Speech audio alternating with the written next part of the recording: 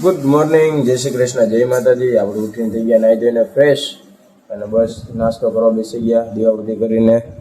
અને મમ્મી પીસે છે વરિયાળી આપણા દિવસના શરબત માટે, બાટલો ભરી દેવા માટે. લીંબુ શરબત અને વરિયાળીનું શરબત. તો આપણે પહોંચી ગયા ઓફિસે. ઉકળાટ છે. ટિફિન મૂકી દે પેલા.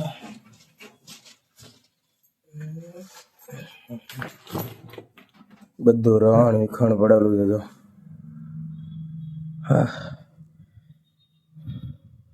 જોઈને જ સાફ કરવા નીચેનું છે એવું હાલત છે અત્યારે.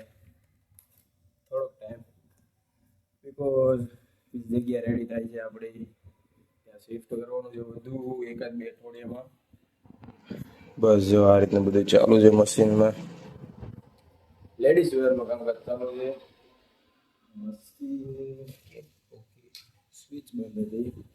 આપણે આવી ગયા છીએ વહેલા, કેમ કે રાતે નીતિનભાઈને કાકાએ નાઇટ કરી હતી, થોડુંક લેટ નાઇટ સુધી કરી છે.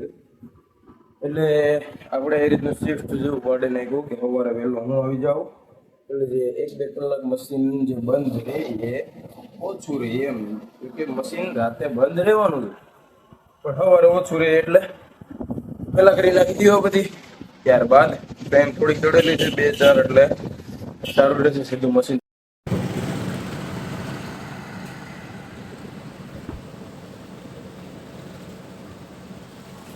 રોડ બનાવવાનું કામકાજ હજી ચાલુ છે.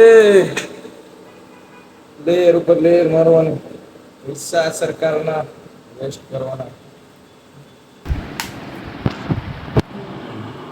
ભજીયા ચાલો.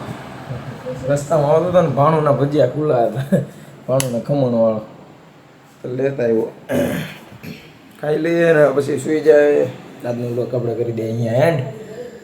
જો તમને આજનો બ્લોગ પસંદ આવ્યો હોય તો લાઈક, શેર અને સબસ્ક્રાઈબ કરજો. મળીએ નેક્સ્ટ બ્લોગમાં. બાય, જય શ્રી કૃષ્ણ, જય માતાજી.